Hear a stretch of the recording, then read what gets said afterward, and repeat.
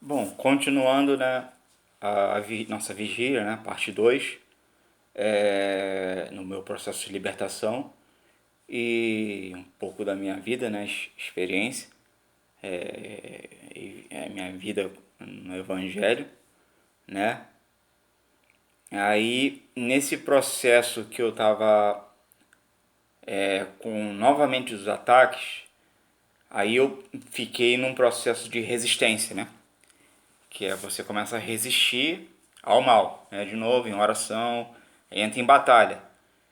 E aí eu tive muitas oscilações, muitas quedas, muitas coisas que aí voltei para o espiritismo, aí voltei, tive umas quedas para o catolicismo, é, para a adoração de atos, coisas que não, que para mim, para o meu modo de crença, para o meu modo de ver as coisas, não convém com o que está escrito na Bíblia e não acho certo diante pela fé cristã, pelo que está escrito na Bíblia.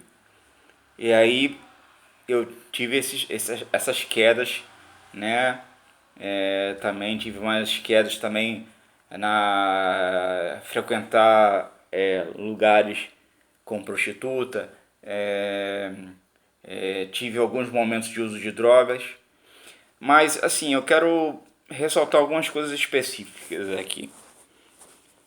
Bom, na parte afetiva é uma coisa interessante, porque eu fiquei muito tempo na minha vida assim muito fissurado e assim abobado, né?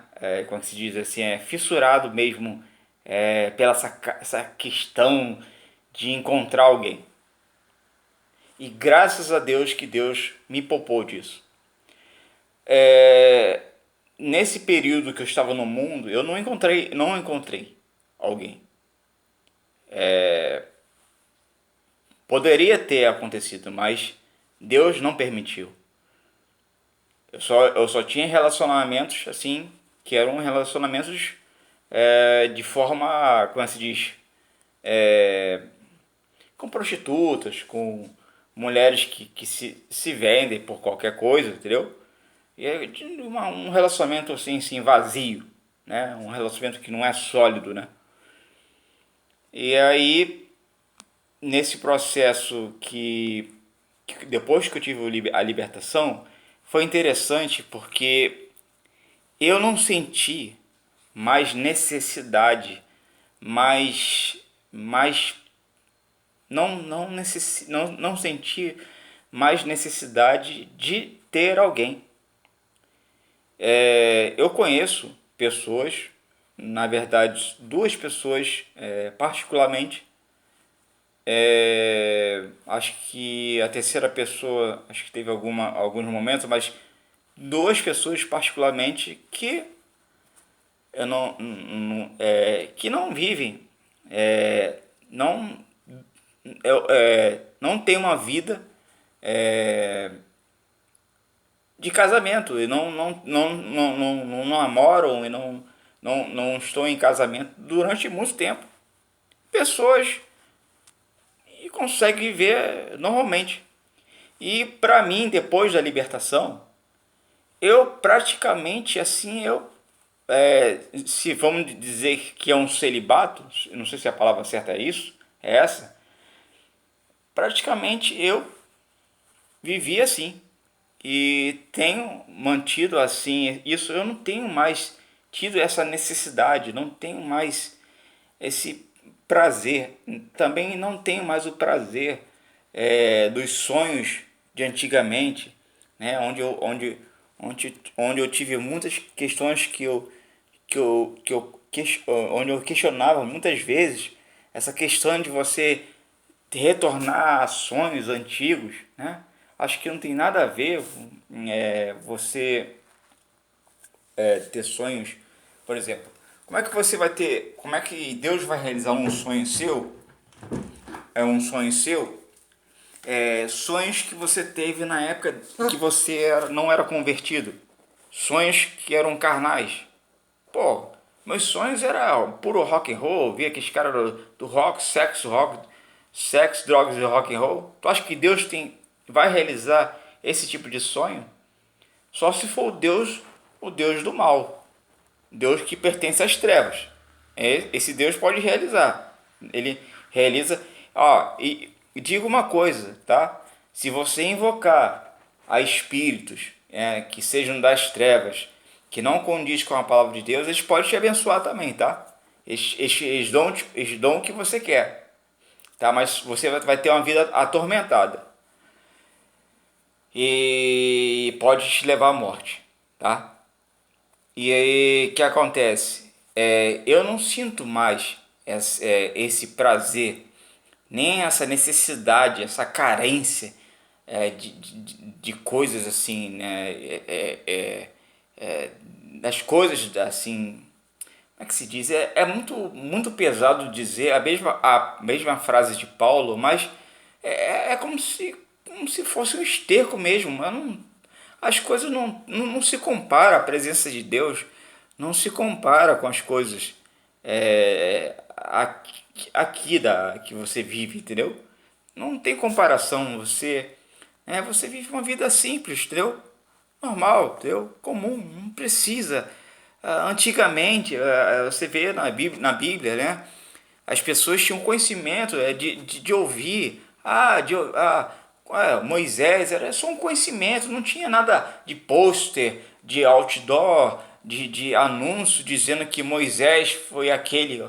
Não tinha essa questão de fama, né? Essa idolatria disfarçada, né, em forma de fama, né? Essa questão do rock, né, foi uma coisa muito atribulada na minha vida, porque como eu tive um início de conversão onde a princípio eu achava correto, que eu aprendi correto e eu via correto músicos ouvirem rock, e fiquei por muito tempo assim, cara, né? Eu fiquei por muito tempo assim nessa questão do rock. E é muito difícil na questão da arte ou do rock, porque que acontece? Para você compor algo, até para Deus, você precisa de conteúdo, entendeu? E você vai ter que ouvir, você vai ter que ouvir pelo menos, não que você vá curtir, mas pelo menos você vai ter que ouvir e estudar conteúdos seculares, porque você vai precisar, entendeu? Porque antigamente, assim, os louvores que eram na época de Cristo eram louvores entoados em salmos, né? Você vê ali umas coisas muito rudimentares, tá?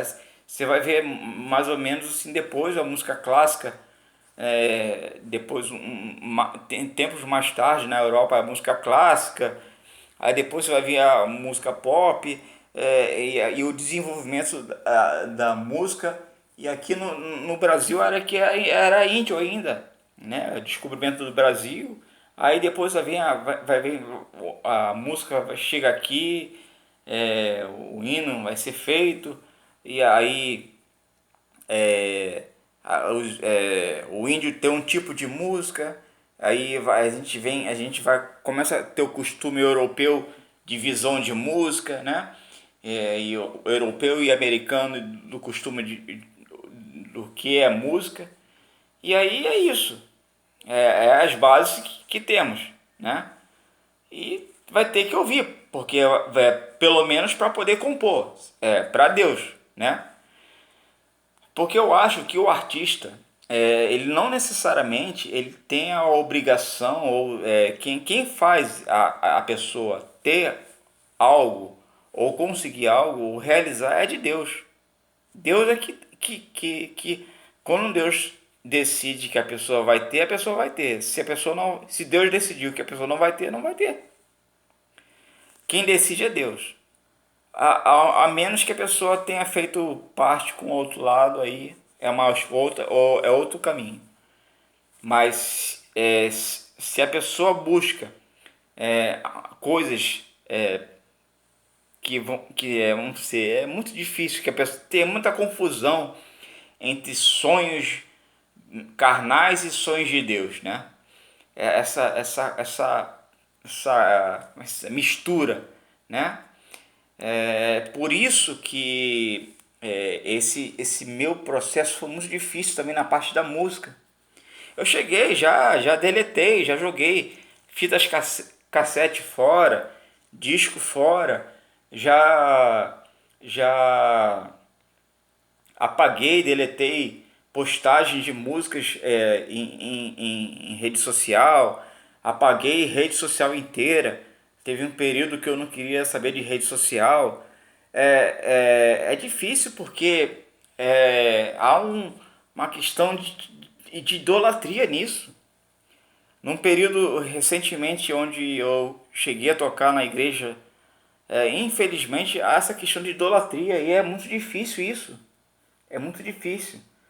As pessoas, você, quando você está querendo fazer o correto e buscando as coisas honestas de Deus, né? Essa questão do elogio, da fama, cara, nem fama, cara, mas elogio, né?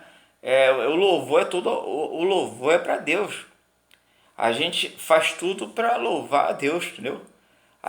O merecimento nosso é a graça de Deus, né? É o perdão dele, é a presença.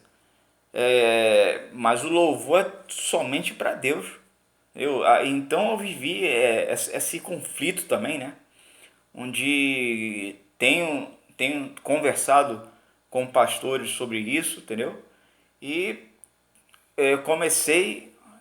tô começando, graças a Deus, desde ontem, novamente, né, a excluir,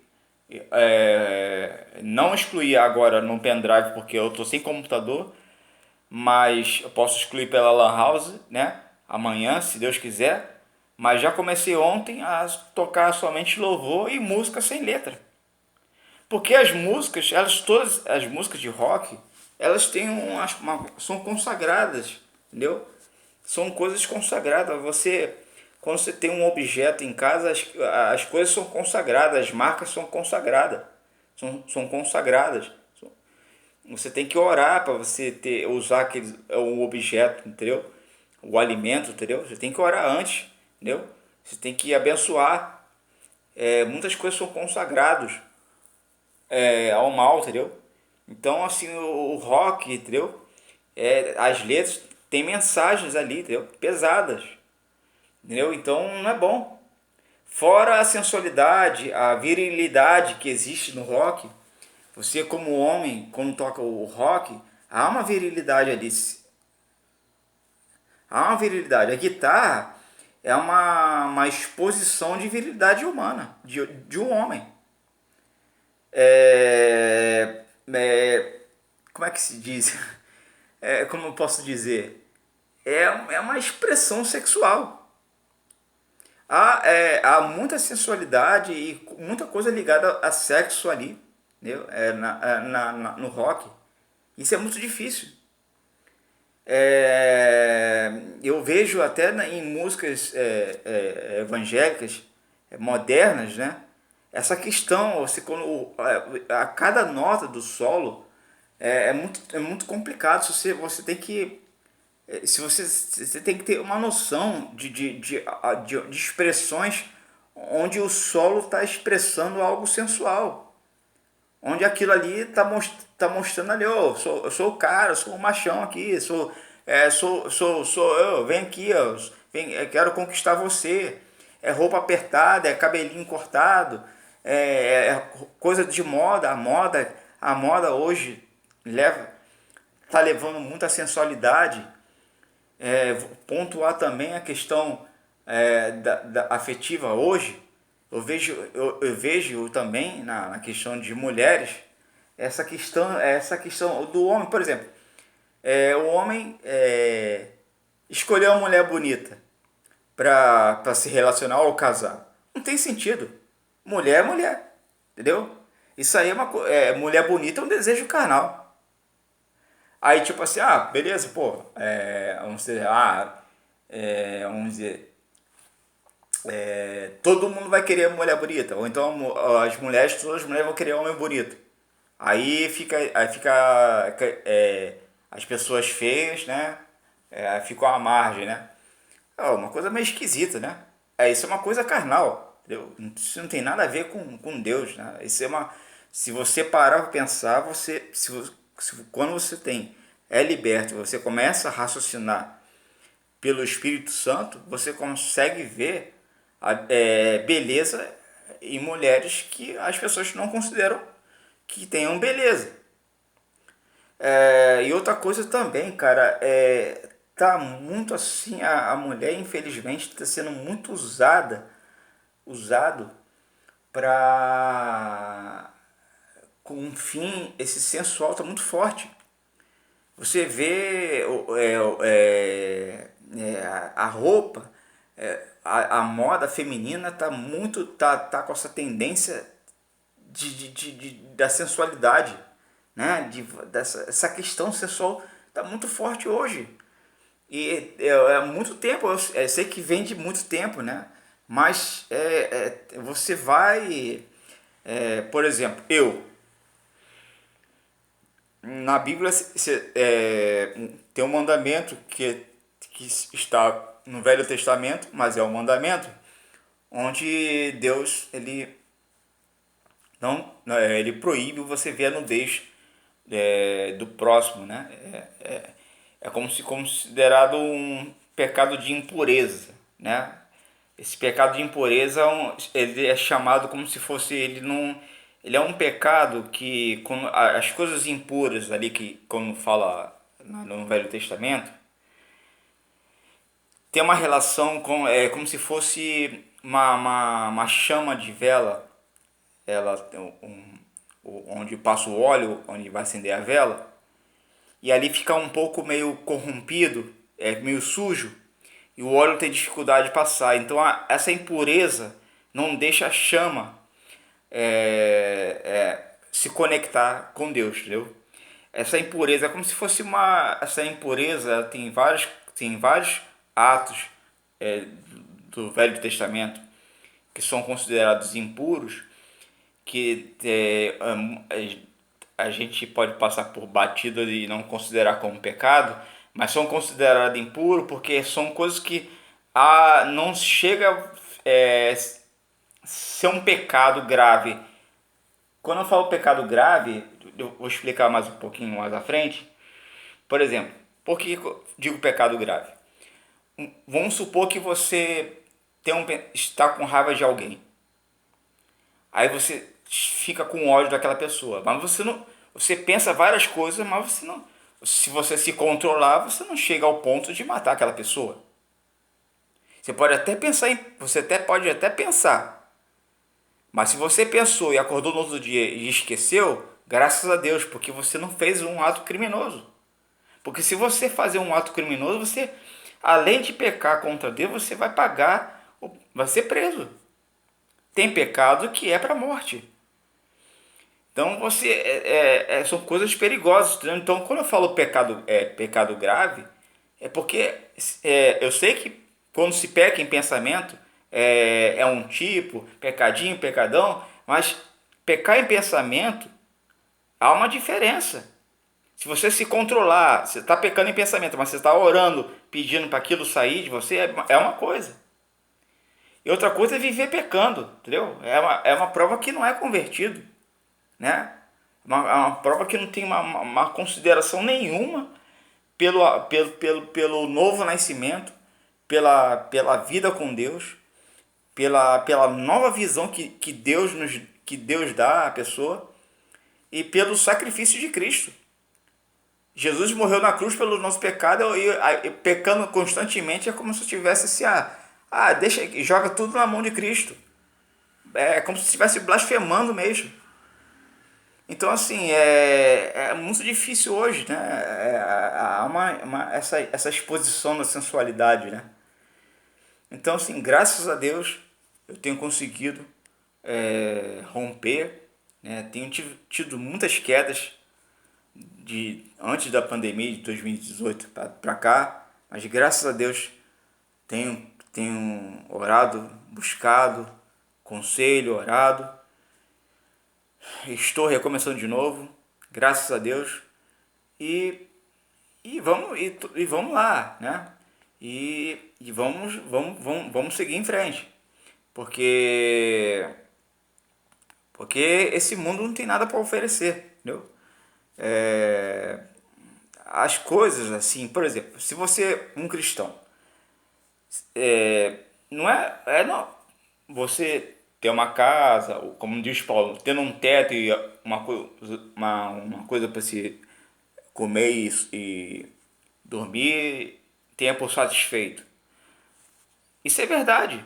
Tem que ser grato pelas pequenas coisas, porque o mais importante é a salvação. Mas, assim, coisas específicas, ter uma coisa nova, um aparelho novo, uma casa nova. Bom, cara, isso aí são coisas, assim, que pode acontecer e pode não acontecer. São coisas carnais, entendeu? É uma coisa, são permissões de Deus, entendeu?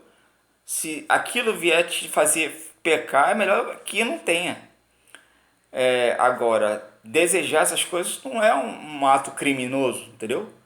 Só que são coisas carnais, entendeu? Aí você fica, entendeu? Porque ou buscar o reino de Deus, né, é juntar tesouro no céu, entendeu?